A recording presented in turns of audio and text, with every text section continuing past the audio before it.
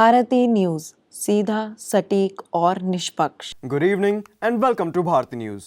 I'm Vansh Pradhavan and let's have a look at the biggest news stories of the day, starting with national headlines first.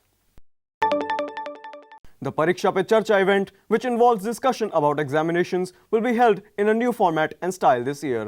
The interaction program on examinations by Prime Minister Narendra Modi will see the participation of many other experts. Celebrities and eminent personalities from all walks of life will be present at the Pariksha Pe Charcha event. Dignitaries including Sadhguru, Maricom, Deepika Padukone and Vikrant Messi will be seen giving examination tips to students at the Pariksha Pe Charcha event.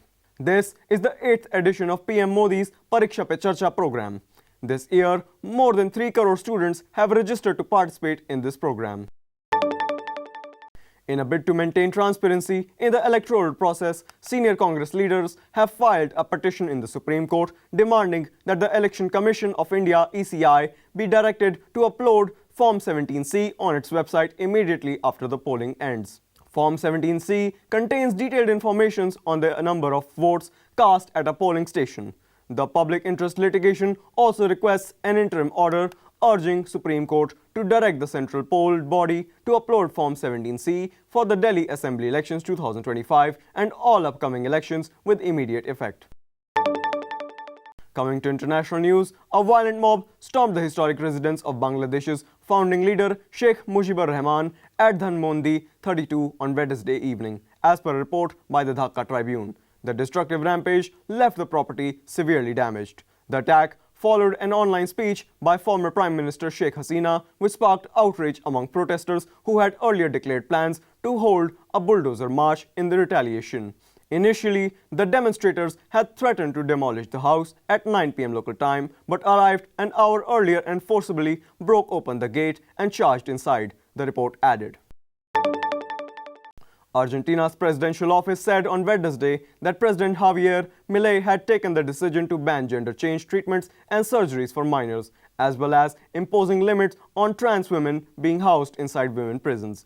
In a press conference, presidential spokesperson Manuel Adorni said the ban would include hormone therapy and followed similar pushbacks in the legislation on trans rights in countries such as the UK, Sweden, Finland and the United States, and sought to protect children's mental health. Coming to business news, the government has extended the ban on exports of de-oiled rice bran till September 30th this year, according to an official notification. De-oiled rice bran is a major ingredient in the preparation of cattle and poultry feed.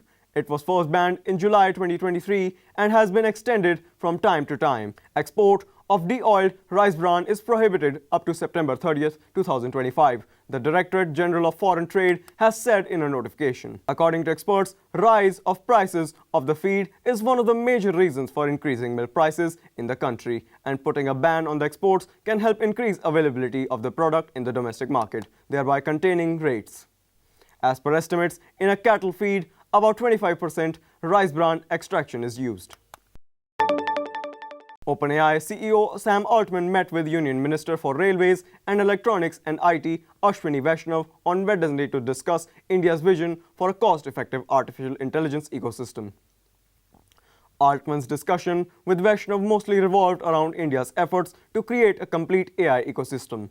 In a post on X, Vaishnav said he had a super cool discussion with Altman on India's strategy of creating the entire AI stack, GPUs, models and apps, and that OpenAI was willing to collaborate on all three.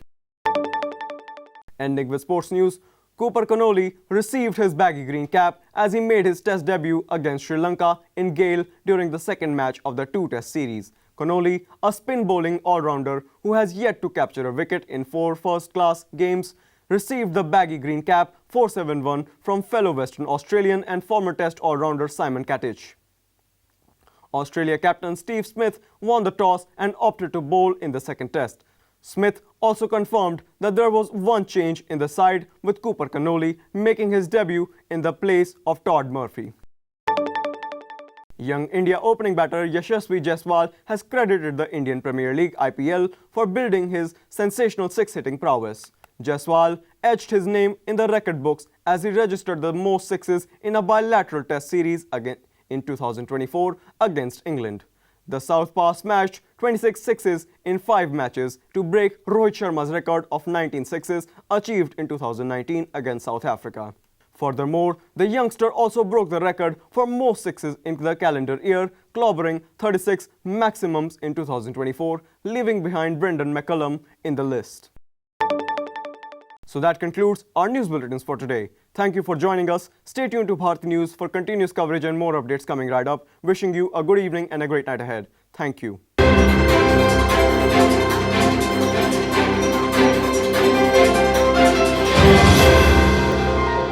Bharti news, सीधा, सटीक और निष्पक्ष।